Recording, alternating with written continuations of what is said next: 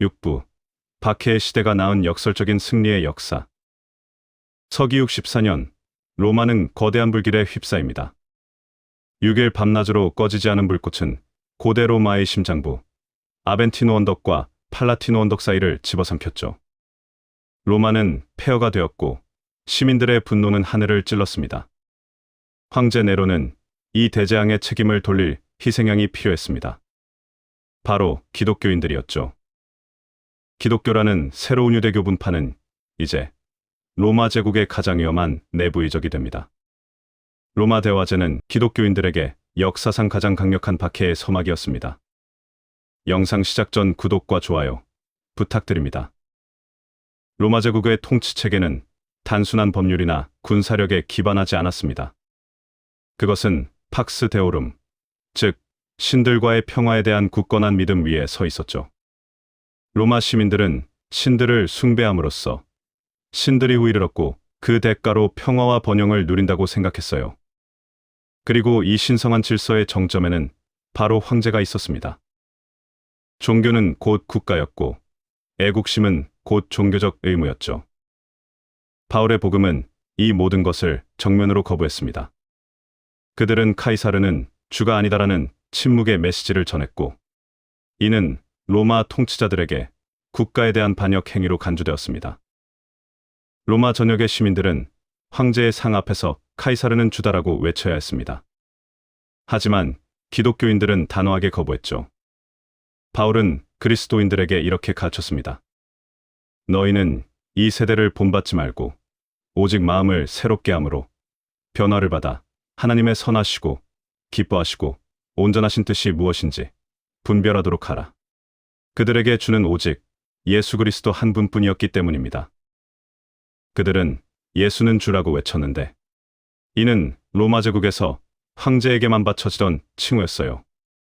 카이사르는 주가 아니다라는 침묵의 메시지였죠.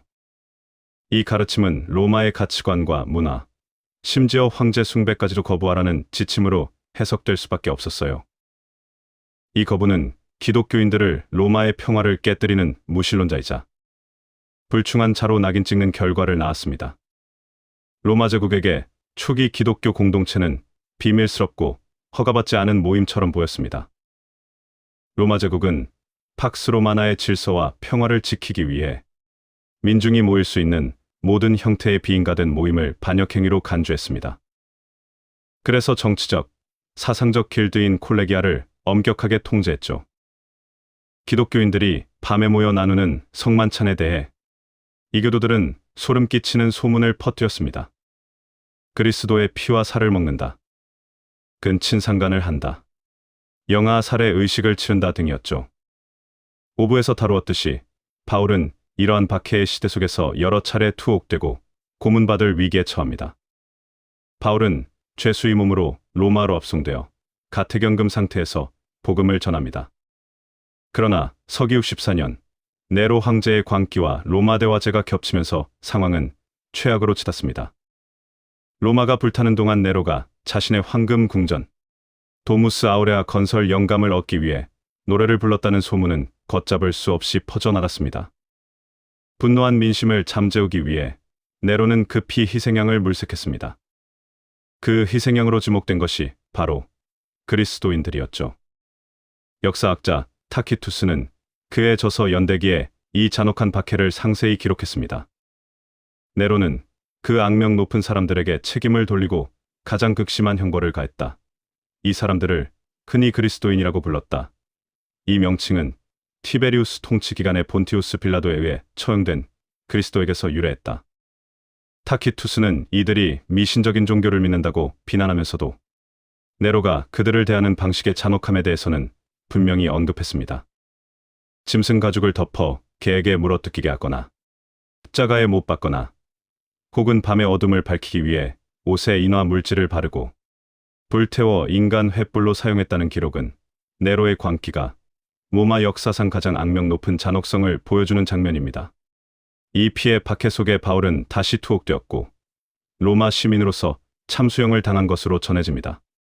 바울의 생애를 관통한 투쟁은 네로의 광기에 의해 정점에 달했고 그는 복음의 보편성이 로마의 권력과 필연적으로 충돌할 수밖에 없음을 자신의 피로 증명한 셈입니다.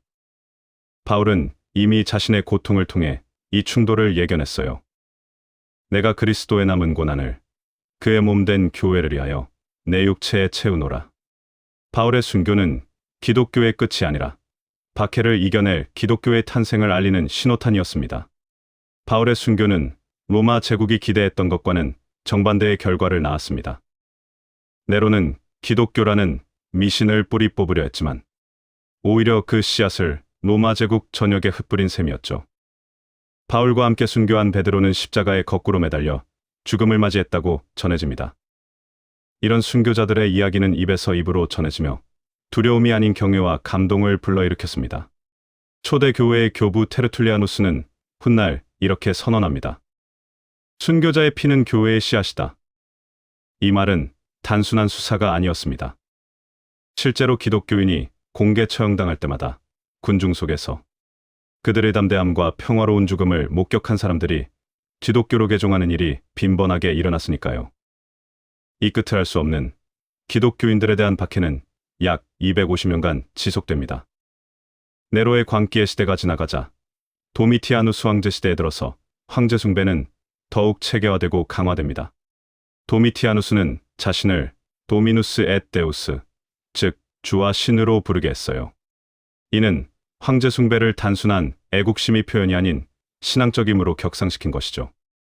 제국 전역에 황제의 신전을 세우고 모든 시민이 향을 피워 황제를 신으로 경배하도록 했죠. 거부하는 자는 즉시 반역자로 낙인 찍혔습니다. 이 시기에 사도 요한은 반모섬으로 유배되었습니다. 그곳에서 요한은 요한계시록을 기록했는데 이는 박해받는 기독교 공동체에게 보내는 암호화된 희망의 메시지였습니다. 요한은 로마 제국을 바벨론이라는 상징으로, 황제를 짐승으로, 황제 숭배 제도를 짐승의 표 666으로 묘사했습니다. 하지만 핵심 메시지는 분명했죠. 보라, 내가 만물을 새롭게 하노라. 요한은 박해받는 공동체에게 이 고난이 영원하지 않으며 결국 하나님의 정의가 승리할 것이라는 확신을 심어주었습니다. 로마의 검이 아무리 날카로워도 그들의 믿음을 꺾을 수는 없었던 거죠. 서기 98년 트라야누스가 황제가 되면서 기독교 박해는 새로운 국면을 맞이합니다. 그는 현명한 황제로 칭송받았지만 기독교인들에게는 냉정한 법집행자였습니다. 플리니우스가 비티니아 총독으로 재직할 때 황제에게 보낸 유명한 서신이 있습니다. 그는 기독교인들을 어떻게 처리해야 할지 묻는 편지에서 이렇게 적었습니다. 그들은 정해진 날에 새벽에 모여 그리스도를 신처럼 찬양하는 노래를 부릅니다. 그들은 범죄를 저지르지 않으며 도둑질도, 강도질도, 간음도 하지 않고 약속을 어기지 않으며 예금을 횡령하지 않는다고 맹세합니다. 플리니우스는 기독교인들이 도덕적으로 흠잡을 데 없다는 것을 인정했지만 그럼에도 불구하고 그들의 고집스러운 완고함을 처벌해야 한다고 주장했습니다. 트라야누스의 답변은 명확했습니다. 기독교인들을 적극적으로 색출할 필요는 없다. 그러나 고발당하고 유죄가 입증되면 처벌해야 한다. 다만 우리 신들에게 경배를 표함으로써 기독교인이 아니라는 것을 증명하는 자들은 용서해야 한다. 기독교인이라고 고발당하면 재판을 받게 하되 황제에게 향을 피우고 저주의 말을 하면 석방하라는 것이었죠. 이는 기독교인이라는 사실 자체가 범죄가 된 순간이었습니다. 이 지침은 교묘한 법적 덫이었습니다. 로마는 스스로 군사력을 낭비하지 않으면서도 기독교인들에게는 언제든지 배교할 것인가, 순교할 것인가를 선택하도록 강요하는 압박 수단이 되었죠. 이 법적 장치는 기독교인들의 삶을 늘 위태롭게 만들었지만 동시에 신앙의 진정성을 끊임없이 시험하는 시련이기도 했습니다. 트라야누스 시대에 안티오키아의 주교 이그나티우스가 로마로 압송되어 원형 경기장의 맹수에게 던져졌습니다. 로마로 가는 길에 그가 교회들에 보낸 편지들은 초기 기독교 신학에 기록되었죠. 나는 하나님의 미랄이다. 맹수의 이빨로 빠져서 그리스도의 순수한 빵이 되리라. 그의 죽음을 목격한 수천 명의 로마 시민들은 그의 평온한 얼굴과 확신에 찬 눈빛을 잊지 못했습니다. 많은 이들이 도대체 어떤 신이 이런 용기를 줄 수 있단 말인가 라고 물었죠. 서기 155년 스미르나의 주교 폴리카르포스는 86세의 나이에 순교했습니다. 총독이 그리스도를 저주하라고 명령하자 폴리카르포스는 이렇게 대답했습니다. 내가 86년 동안 그리스도를 섬겨왔지만 그분은 나에게 아무런 해악도 입히지 않으셨다. 그런데 내가 어찌하여 나를 구원하신 나의 왕을 저주할 수 있겠는가? 그는 화형에 처해졌지만 불꽃 속에서도 기도를 멈추지 않았다고 전해집니다. 서기 161년 철학자 황제로 불리는 마르쿠스 아우렐리우스가 즉위했습니다. 스토아 철학의 대가였던 그는 명상록에서 인간의 이성과 덕을 찬양했지만 기독교인들에게는 가혹한 박해자였습니다. 기독교인들은 원형 경기장으로 끌려가 맹수의 먹이가 되거나 검투사들과 싸우도록 강요받았습니다. 이 박해에서 순교한 블란디나라는 노예 여성의 이야기는 전설이 되었습니다. 그녀는 작고 연약한 몸으로 며칠간의 고문을 견뎌냈고 마침내 황소에게 바쳐 죽었습니다. 목격자들은 그녀가 고통 속에서도 계속 나는 기독교인입니다. 우리는 악한 일을 하지 않습니다 라고 외쳤다고 전합니다. 아우렐리우스 황제는 기독교인들의 비이성적인 믿음을 이해할 수 없었습니다. 그는 명상록에서 기독교인들의 순교를 단순한 완고함이라고 폄하했죠. 서기 202년 황제 셉티미우스 세베루스는 기독교와 유대교로의 개종을 금지하는 칙령을 내렸습니다. 이는 기독교의 확산을 막기 위한 전략적 조치였죠. 이 시기에 카르타고에서 젊은 귀족 여성 페르페투아와 그녀의 노예 펠리치타스가 순교했습니다. 페르페투아는 옥중에서 일기를 남겼는데 이는 기독교에서 여성이 남긴 가장 오래된 기록입니다. 그녀의 아버지는 갓난아기를 데리고 와서 애원했습니다. 딸아, 이 아이를 생각해라. 우리를 생각해라. 그저 향 한 줌만 피우면 되지 않느냐? 하지만 페르페투아는 단호했습니다. 저는 기독교인입니다. 그 외에 다른 무엇도 될 수 없습니다. 그녀는 원형 경기장에서 검투사의 칼에 의해 죽었습니다. 서기 250년 황제 데키우스는 기독교 역사상 가장 조직적이고 전 제국적인 박해를 시작했습니다. 그는 제국의 모든 시민이 지역 관리 앞에서 황제와 로마 신들에게 제사를 드리고 이를 증명하는 증명서를 받도록 명령했습니다. 이 박해는 이전과 달랐습니다. 단순히 고발당한 기독교인을 처벌하는 것이 아니라 모든 시민을 대상으로 한 체계적인 신앙 검증이었죠. 증명서를 받지 못한 사람은 재산을 몰수당하고 추방되거나 처형당했습니다. 이 박해는 기독교 공동체에 깊은 상처를 남겼습니다. 많은 신자들이 순교했지만 적지 않은 수가 배교하거나 뇌물을 주고 가짜 증명서를 구입했습니다. 하지만 데키우스의 박해도 기독교의 확산을 멈출 수는 없었습니다. 오히려 박해를 견뎌낸 신앙 고백자들의 권위가 높아졌고 교회 조직은 더욱 공고해졌습니다. 서기 257년 황제 발레리아누스는 성직자들을 직접 겨냥한 박해를 시작했습니다. 주교, 사제, 부제들이 우선적으로 체포되고 처형되었죠. 이 박해에서 로마의 주교 시스투스 2세와 부제 라우렌티우스가 순교했습니다. 라우렌티우스는 교회의 재산을 내놓으라는 명령을 받고 가난한 사람들을 모아와 이들이 교회의 진정한 보물입니다 라고 말했다가 화형틀에서 구워져 죽었다고 전해집니다. 서기 303년 디오클레티아누스는 대박해를 선포했습니다. 이는 기독교를 완전히 제국에서 지워버리려는 마지막 시도였습니다. 교회 건물을 파괴하고 성경을 불태우며 성직자들을 체포하라는 명령이 내려졌습니다. 기독교인이라는 사실만으로도 사형에 처해질 수 있었죠. 이집트, 팔레스타인, 시리아에서는 수천 명이 목숨을 잃었습니다. 하지만 이 대박해는 디오클레티아누스가 원했던 결과를 낳지 못했습니다. 기독교는 이미 로마 제국의 모든 계층, 모든 지역에 깊이 뿌리 내렸고 박해가 심할수록 신자들의 결속은 더욱 강해졌습니다. 로마는 칼과 법률로 위에서부터 기독교를 찍어 누르려 했지만 기독교는 아래에서부터 로마 사회의 가장 취약하고 골마 터진 빈틈을 파고들었습니다. 기독교 공동체의 가장 강력한 전파 수단은 바로 실천적 사랑, 즉 구제였습니다. 로마에는 공적인 복지 시스템이 거의 없었고 전염병이나 재난이 닥치면 사람들은 공포에 질려 아픈 가족을 버리고 도망치기 바빴습니다.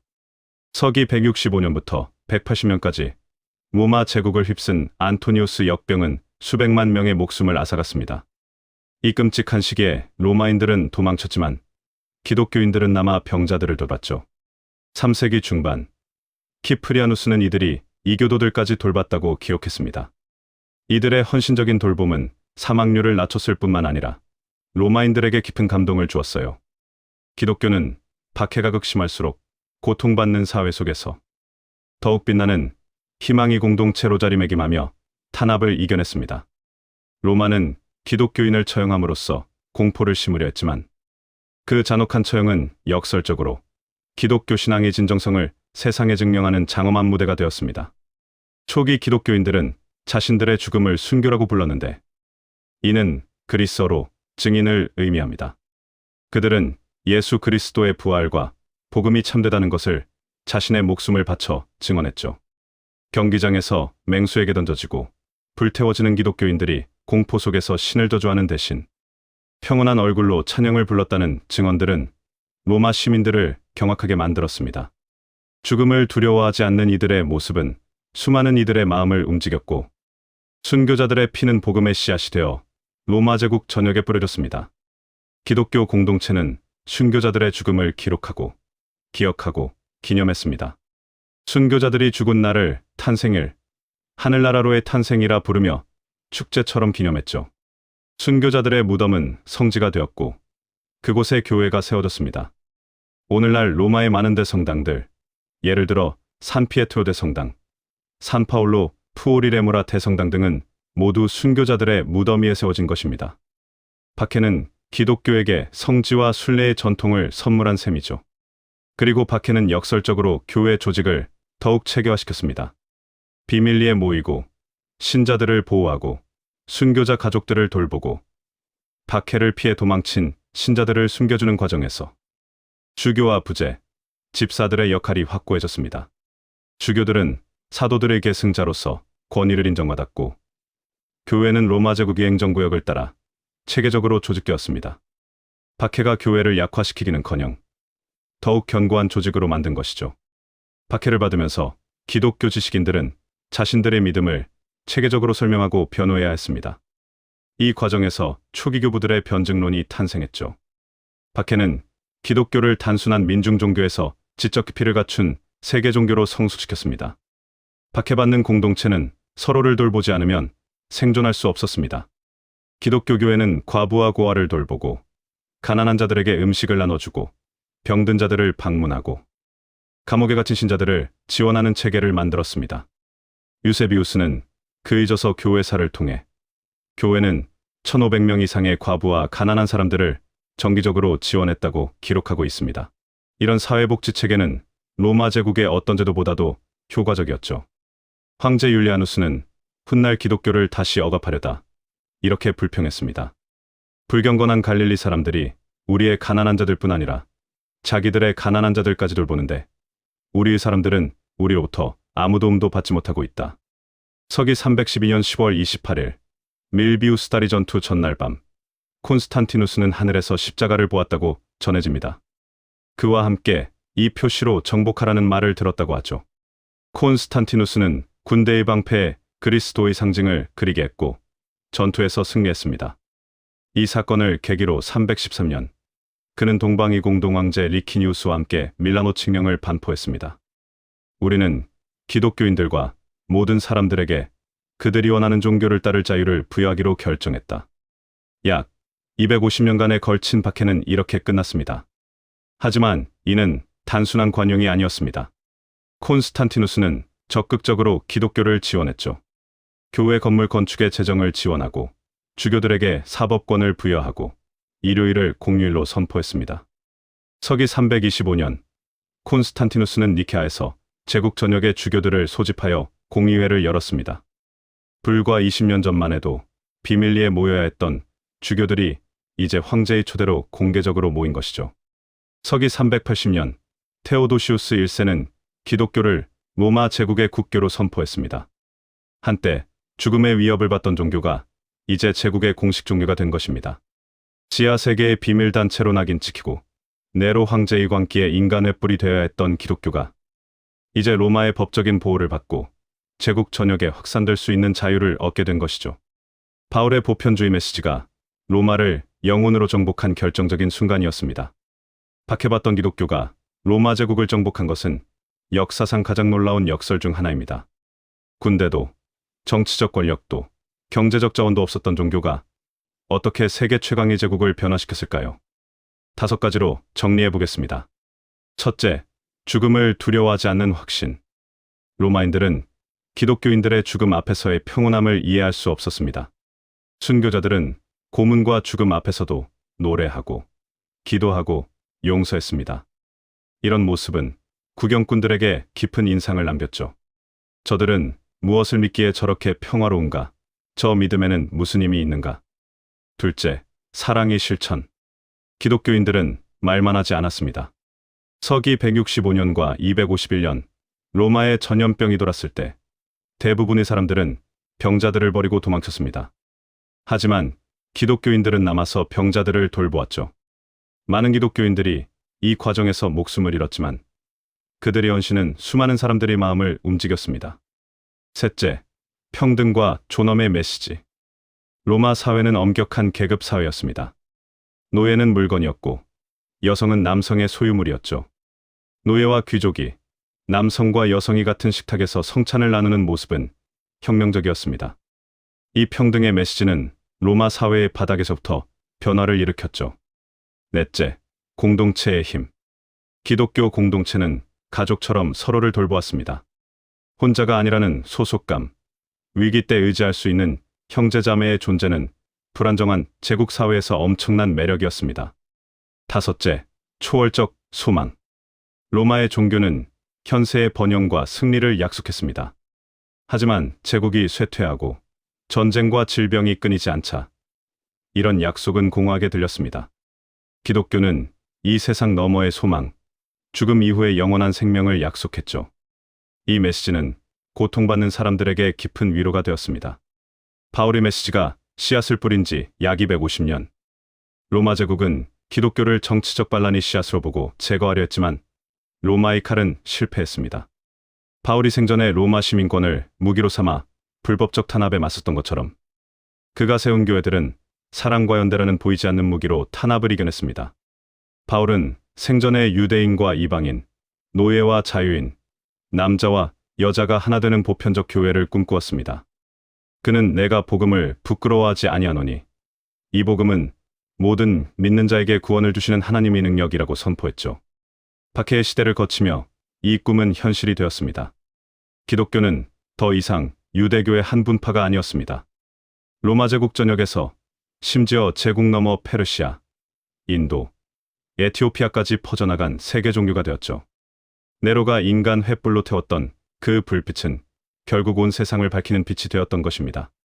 로마의 폭력은 결국 기독교를 파괴하지 못하고 오히려 그 믿음을 세상에 가장 극적으로 증명하는 증인이 되었죠. 로마 제국은 기독교를 멸망시켜야 했지만 결국 스스로 기독교를 받아들여야만 했습니다. 이 모든 역설은 로마가 가진 가장 강력한 통제 수단이었던 정치적 박해가 오히려 기독교를 불멸의 존재로 만든 역설적인 승리의 역사였습니다. 다음 7부에서는 이 박해의 시대 속에서 어떻게 바울이 남긴 서신 네트워크가 기독교인들의 분열을 막고 제국 전역에 흩어진 신앙 공동체를 하나의 거대한 보이지 않는 군대로 묶어내는지 집중적으로 조명하겠습니다. 바울의 펜이 어떻게 카이사르의 검보다 강한 힘을 발휘했는지 그 전략을 저와 함께 파헤쳐 보시죠. 시대를 해독하는 통찰, 아르케였습니다.